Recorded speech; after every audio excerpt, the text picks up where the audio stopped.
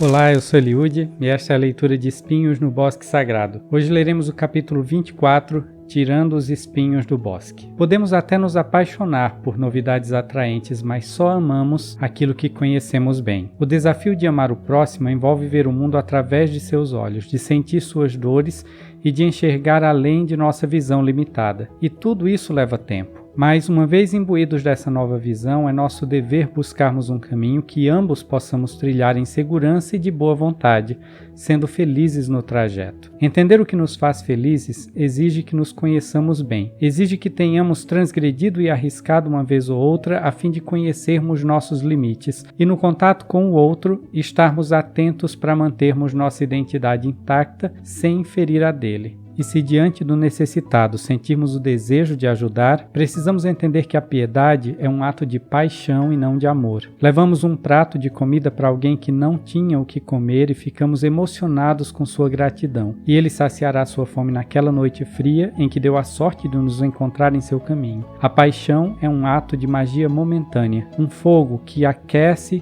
quando estamos com frio. Ela é tão necessária quanto o amor, mas ela não é amor. Quando finda o ato piedoso sem que haja tempo para que laços mais duradouros se criem entre quem ajuda e quem é ajudado, voltamos para o calor da nossa casa confortável e aquela pessoa seguirá com fome por muitas outras noites frias, esperando por outro ato de magia, achando que não há amor no mundo e acostumando-se com as migalhas que a vida lhe oferece. Mas quando nessa interação nos permitimos ouvir e ver o outro como ele realmente é e não como esperamos que seja, talvez isso nos faça descobrir novos recantos de nosso mundo que não enxergávamos antes. Talvez percebamos que nem todos passam ilesos pelo mesmo caminho.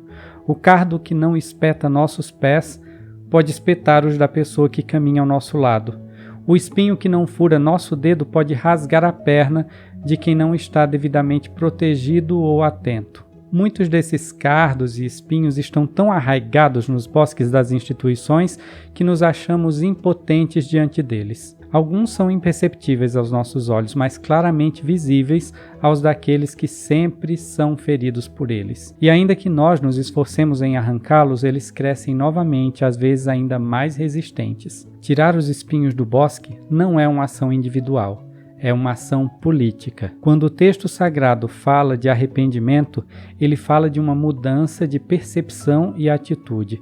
E o maior pecado denunciado pelas Escrituras é o do descaso. Para que toda uma sociedade mude de percepção e atitude em relação ao sofrimento do outro, precisamos de uma ação política. Polis era como os gregos chamavam as grandes cidades, e politeia era o nome que davam aos procedimentos que afetavam a vida de todos na cidade. Este é o nome de um dos livros mais importantes do filósofo ateniense Platão, escrito em 379 a.C.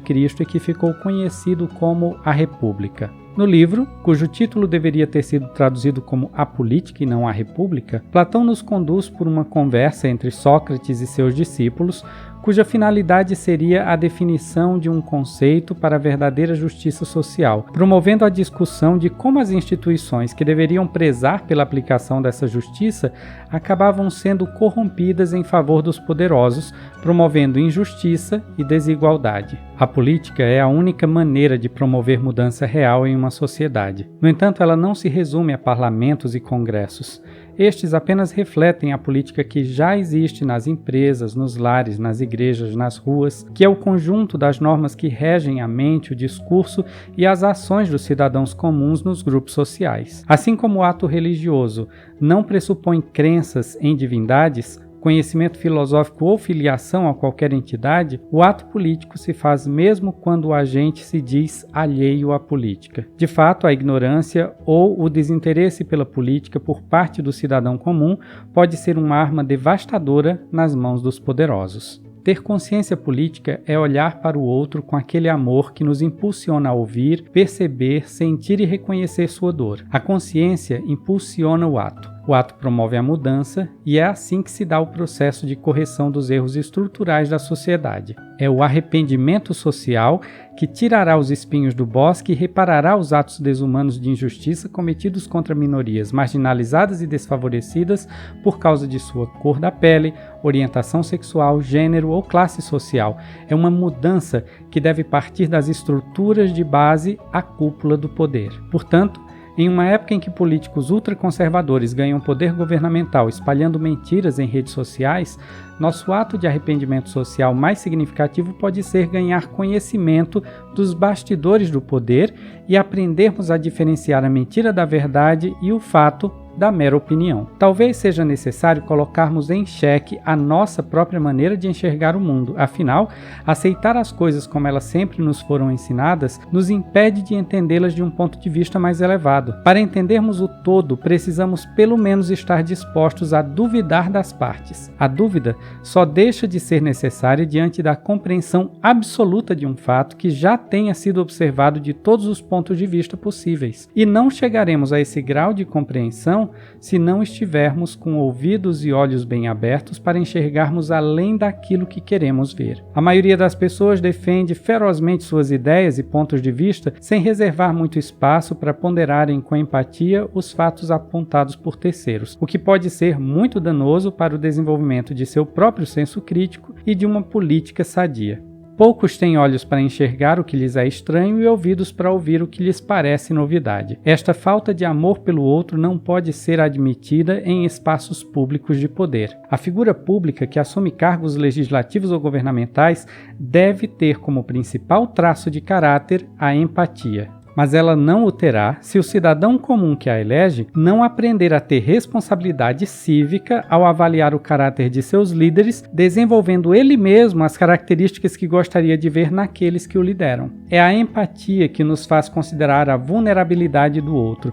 É ela que promove uma melhor compreensão das coisas como sempre foram, como são e como poderiam vir a ser. Um pacto de amor coletivo é o que fará com que esses espinhos que se espalham entre as instituições sejam tirados um a um, a fim de que todos possam ter oportunidades iguais, sendo respeitados em suas diferenças e encontrando propósito para suas vidas ao trilharem o caminho que lhes faz felizes. Ainda assim, nessa busca pela felicidade, nos depararemos com medos, inseguranças e incertezas que independem da presença de tais espinhos em nosso caminho, mas que fazem parte do amadurecimento de nossa consciência e que nos fará questionarmos a própria razão de nossa existência. Há tantas questões relacionadas à vida e à nossa passagem por esta terra que ainda não foram respondidas, que é comum que nos perguntemos se algum propósito para tudo isso será algum dia apresentado de um modo convincente e definitivo. Tal incerteza nos incomoda porque envelhecer, adoecer e morrer são fases assustadoras dessa nossa experiência mortal. E abertos os nossos olhos para a efemeridade de nossa passagem, nos perguntamos por que nós, entre todos os seres viventes, em algum ponto de nossa evolução como raça, pusemos-nos a pensar e duvidar e a criar respostas para nossas perguntas, muitas das quais foram posteriormente postas à prova e falharam ao teste. Muitos simplesmente aceitam o fato de que estão vivos e conscientes e não têm interesse algum em encontrar qualquer razão para isso e levam sua vida da melhor forma que lhes é possível até que sejam somente memória na vida dos que vierem depois deles. Outros preocupam-se em refutar a ideia de uma criação planejada por seres divinos ou de um propósito maior para nossa existência, desafiando os que acreditam em tais coisas a apresentarem respostas e explicações aceitáveis para suas crenças, ainda que não consigam eles próprios encontrar qualquer motivo para seu posicionamento que seja igualmente irrefutável. Há ainda aqueles que querem impor seus pontos de vista e incansavelmente vomitam argumentos sem se preocuparem se seus alvos sequer pediram ou consentiram tal enxurrada. Tanto os que acreditam quanto os céticos podem se portar como donos da verdade, sem se importarem muito em ouvir os argumentos do outro no debate. Assim fazendo, não permitem que haja espaço para troca ou compartilhamento. Só restam o ego e a disputa, que alimentam a discriminação e o preconceito. Mas ouvintes verdadeiros sempre conseguem encontrar uma ponte de entendimento, um lugar em que ambos os lados possam apresentar seus argumentos e encontrar ideias convergentes. Se no princípio não havia o verbo verbo, o Logos criador que os cristãos defendem ter existido, pelo menos no princípio da humanidade havia a pergunta, o questionamento. É a pergunta que nos move, é a pergunta que nos dá propósito. Homens são inquiridores natos, e muitas das respostas que buscamos nos são oferecidas ora pela ciência, ora pela religião. Alguns aceitam respostas de fontes confiáveis, outros tentam encontrar tais respostas por si mesmos. Algumas das tais respostas são provadas por experiência, outras por experimento. Algumas não são provadas, mas sentidas, outras ainda não foram provadas, mas fazem sentido. Então, por que não considerar religião e ciência como duas testemunhas do mesmo fato, sendo uma capaz de ver o que escapa na visão da outra e ambas dependendo do ponto de vista uma da outra para melhor entender aquilo que estão de fato vendo? No entanto, com raríssimas exceções, ambas clamam ser autossuficientes, desprezando a necessidade da outra. Um ateu diria que não existe um Deus, nem uma força criadora, nenhuma fonte de vida, porque afinal a ciência já provou que a vida e a matéria podem se criar por meio de mutações naturais evolutivas. Ao mesmo tempo, eles creem em leis, em acordos feitos pelos elementos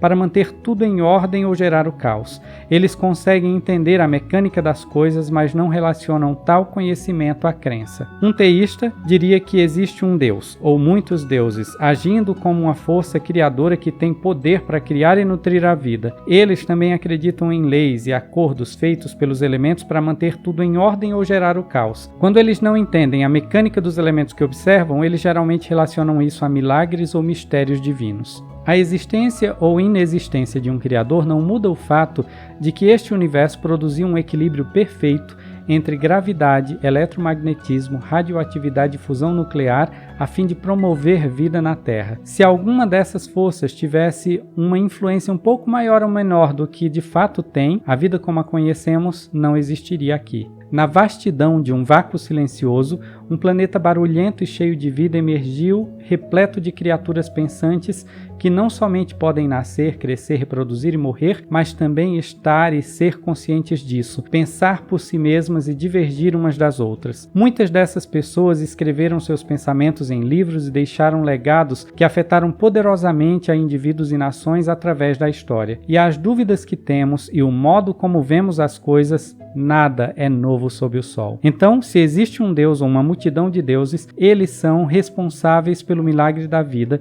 e conhecê-los talvez nos ajude a ter uma ideia do propósito de nossa própria existência. Se eles não existem, somos bastardos muito sortudos que tivemos o privilégio de presenciar e vivenciar tudo isso pelo poder do acaso.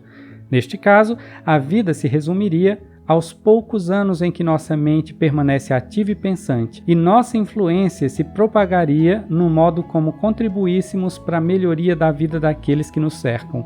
Em qualquer dos cenários, o que importa é que estamos todos vivos e viajando neste mesmo barco chamado Terra, um barco com motores propulsores que nos impulsionam para o progresso e a mudança, e uma âncora conservadora firmemente agarrada ao solo que nos permite usufruir dos frutos da viagem. Essas duas forças opostas se refletem também no discurso político. E todos temos o direito de divergirmos uns dos outros quanto ao modo como enxergamos a viagem de cada um. No entanto, que essa divergência seja sempre pautada pelo respeito, a fim de que essa viagem seja agradável para todos. Que possamos entrar em contato com este eu criador que há em nós e contribuirmos para a harmonia das relações entre diferentes povos e castas sociais, a fim de encontrarmos um caminho para a felicidade que não seja alcançado por meio da exploração de povos e recursos. Que possamos contribuir para que outras pessoas tenham o direito de ser felizes a seu modo, desde que sua felicidade não contribua para a propagação da injustiça e da desigualdade. Que possamos encontrar o caminho para o nosso próprio bosque sagrado, um lugar onde possamos nos sentir seguros para sermos quem somos de fato e crescermos saudáveis física, mental e espiritualmente, um lugar que nos permita conectar com aquilo que faz sentido para nós mesmos, sem que isso nos faça pensar que possuímos o monopólio da verdade. A verdade é inclusiva e diversa. A verdade está em toda parte. Ela é fruto de pontos de vista distintos e muitas vezes contrastantes. Então, se buscamos a verdade, precisamos aprender a ouvir o outro de uma maneira honesta e sincera. Precisamos aprender que nosso espaço termina onde o dele começa. Precisamos reaprender a conversar e criar laços significativos com aqueles que nos rodeiam. Muitos, querendo respirar um pouco de ar puro, que é a mesma palavra para espírito em grego e hebraico, procuram este lugar de conexão em um parque ou bosque repleto de árvores, no topo de uma montanha, no aconchego de um rio ou na imensidão do mar, esperando assim entrar em contato com as forças da natureza que recarregam suas energias. A vida caótica das grandes cidades torna este contato cada vez mais raro, de modo que substituímos o bosque, a montanha, o rio e o mar pelas instituições sociais que nos permitem conectar uns com os outros, visto que nós mesmos somos natureza e nossa interação, quando positiva, recarrega nossas energias de igual modo. Assim, a família, a escola, o trabalho e a igreja permitem essas interações que deveriam promover uma sensação de pertencimento e nortear nossas vidas, dando-lhes algum sentido. No entanto, não é isso que acontece, pois assim como cortamos as árvores dos bosques e poluímos o solo, as águas e o ar das montanhas, rios e mares, também fizemos com que as nossas interações com nossos pares humanos se tornassem tóxicas e nocivas. A ganância e a intolerância, alimentadas pelo orgulho e a ignorância, fazem da vida em sociedade um desafio sufocante. Reconhecer os cardos, urtigas e espinhos que se espalham pelo caminho nos ajuda a trilhar com segurança por esses bosques minados pela falta de amor de uma raça cada vez menos humana. A lei natural é a de que somente os mais fortes sobrevivem. Se o leão não persegue e mata a gazela, morre ele de fome. Por instinto de sobrevivência, a violência é o curso natural da vida. No entanto, ainda que a natureza seja cruel e violenta, e ainda que nós mesmos sejamos natureza, a consciência nos permite dominar o instinto a ponto de nos despirmos deste homem natural. Neste sentido, o rei Benjamim, que viveu cerca de 124 anos antes de Cristo, declarou: porque este homem natural é inimigo de Deus, e tem-no sido desde a queda de Adão e sê-lo-á para sempre, a não ser que ceda ao influxo do Santo Espírito e despoje-se do homem natural e torne-se santo pela expiação de Cristo, o Senhor. O homem natural é o homem violento, o homem que age por instinto, o homem que não mede as palavras nem as ações e cujo coração preocupa-se somente consigo mesmo ou com a ideologia que o define. Ele acredita que o poder o levará ao topo e, em sua ganância, atropela todos os que cruzam seu caminho.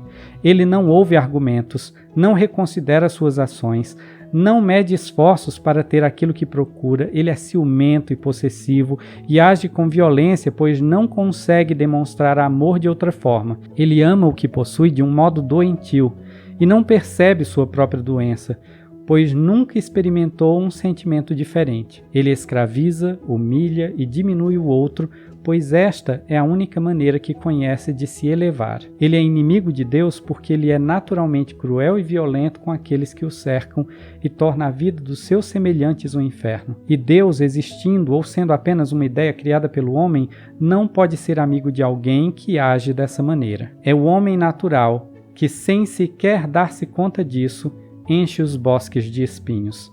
Assim como na natureza, espinhos nascem sem que ninguém os plante. E é na família, na escola, na igreja e no trabalho que este homem natural é cultivado. Para que este homem sofra uma mudança de perspectiva diante do outro, precisamos mudar o cenário e os valores de nossas instituições mais básicas, e isto também é um ato político.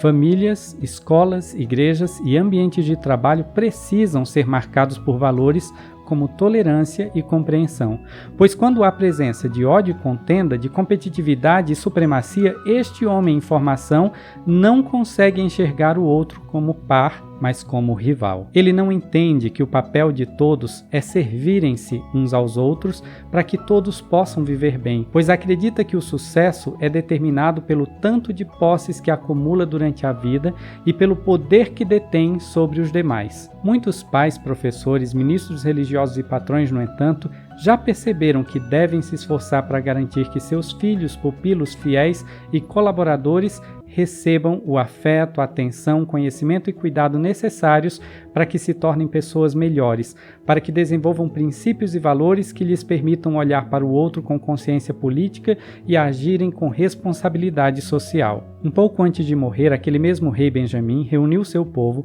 e do topo de uma grande pirâmide falou com eles, e fez com que suas palavras fossem escritas e enviadas a todos aqueles que estavam longe do alcance de sua voz, a fim de que todos pudessem ser beneficiados pelos ensinamentos que adquirira no tempo em que ocupara a posição de monarca e servo daquela nação. Não ordenei que subisseis aqui para que me temesseis ou para que pensasseis que eu por mim mesmo seja mais que um homem mortal. Mas sou como vós mesmos, sujeito a toda sorte de enfermidades do corpo e da mente. Contudo, fui escolhido por este povo e consagrado por meu Pai. E a mão do Senhor permitiu que eu fosse governante e rei deste povo, e fui guardado e preservado por seu incomparável poder para servir-vos com todo o poder, mente e força que o Senhor me concedeu. E digo-vos que, como me foi permitido empregar meus dias a vosso serviço até este momento, e não tentei obter de vós nem ouro, nem prata, nem qualquer tipo de riqueza, nem permiti que fosseis confinados em calabouços, nem que escravizasseis uns aos outros, nem que assassinasseis, nem pilhasseis, nem roubasseis, nem cometesseis adultério, nem permiti que cometesseis qualquer tipo de iniquidade, mas ensinei-vos que devíeis guardar os mandamentos do Senhor em todas as coisas que Ele vos ordenou, e eu mesmo tenho trabalhado com minhas próprias mãos a fim de vos servir, e para que não sejais sobrecarregados com impostos e não recaiam sobre vós coisas difíceis de suportar. E vós mesmos sois testemunhas neste dia de todas estas coisas que falei. Contudo, meus irmãos, não fiz estas coisas todas para vangloriar-me, nem conto estas coisas para assim poder acusar-vos. Mas digo-vos estas coisas para que saibais que hoje posso responder ante Deus com uma consciência limpa. E eis que vos digo, ao afirmar-vos haver empregado meus dias a vosso serviço, que não é meu desejo vangloriar-me, porque só estive a serviço de Deus. E eis que vos digo essas coisas para que aprendais sabedoria, e para que saibais que quando estáis a serviço de vosso próximo, estáis somente a serviço de vosso Deus. E eis que me chamais vosso rei. E se eu, que sou chamado de rei, trabalho para vos servir, não deveis vós trabalhar para vos servirdes uns aos outros? E eis também que se eu, a quem chamais vosso rei, que passou os seus dias a vosso serviço, e contudo esteve a serviço de Deus, mereço algum agradecimento de vós? Oh, quanto deveis agradecer a vosso Rei Celestial! E agora vos pergunto, podeis dizer algo de vós mesmos? Respondo-vos não. Não podeis dizer que sois nem mesmo como pó da terra, no entanto, fostes criados do pó da terra, mas eis que o pó pertence àquele que vos criou. E eu, mesmo eu, a quem chamais vosso rei, não sou melhor do que vós, porque eu também sou do pó. E vedes que estou velho e prestes a entregar este meu corpo mortal à sua mãe terra. Cuidado, porém, ó meu povo, para que não surjam contendas entre vós, nem vos inclineis a obedecer ao espírito maligno do qual meu pai Mosias falou. Mas eis que há uma condenação decretada para o que se inclina a obedecer a esse espírito, porque o que se inclina a obedecer-lhe e permanece e morre em seus pecados, bebe condenação para a própria alma, porque recebe por salário um castigo eterno, havendo transgredido a lei de Deus contra seu próprio conhecimento. Portanto, se tal homem não se arrepende e permanece e morre inimigo de Deus, as exigências da divina justiça despertam-lhe a alma imortal para um vivo sentimento de sua própria culpa, que o leva a recuar diante da presença do Senhor e enche-lhe o peito de culpa e de dor e angústia, como um fogo inextinguível cuja chama se eleva para todo o sempre. Enquanto o homem natural age em benefício próprio e constrói seu próprio império às custas daqueles que cruzam seu caminho, elevando-se acima destes com orgulho e empáfia, sem se compadecer de sua dor ou necessidades, o promotor da paz entende que, por mais elevada que seja a sua posição social e privilégios entre os homens, ele não é diferente dos demais. E, portanto, ele devota seu tempo e talentos no serviço de seus irmãos para amenizar os fardos uns dos outros e para promover equidade e justiça. Um presidente é um servo, um dono de empresa é um servo, um líder religioso é um servo, um professor é um servo, um pai é um servo. E ser um servo é agir voluntariamente em benefício do outro. Seu objetivo deve ser o de fazer o outro crescer, pois por ouvir o outro com atenção, percebe seu potencial de crescimento e seus pensamentos, palavras e ações serão usados a serviço de si mesmo e do outro para que ambos cresçam juntos. Promover um mundo sem preconceito, em que todos se tratem com respeito e tenham oportunidades semelhantes de crescimento, é ter esperança na possibilidade de se criar uma sociedade como aquela idealizada por Cristo quando ele proferiu o Sermão da Montanha. Uma sociedade que, segundo João, só seria possível de ser alcançada em nosso tempo quando conseguíssemos refrear a mensagem de lucro exorbitante e desigualdade social pregada pela grande cidade e pela sinagoga de Satanás, símbolos que representam o estilo de vida tóxico de nossa sociedade e das instituições corrompidas pela ideia de poder.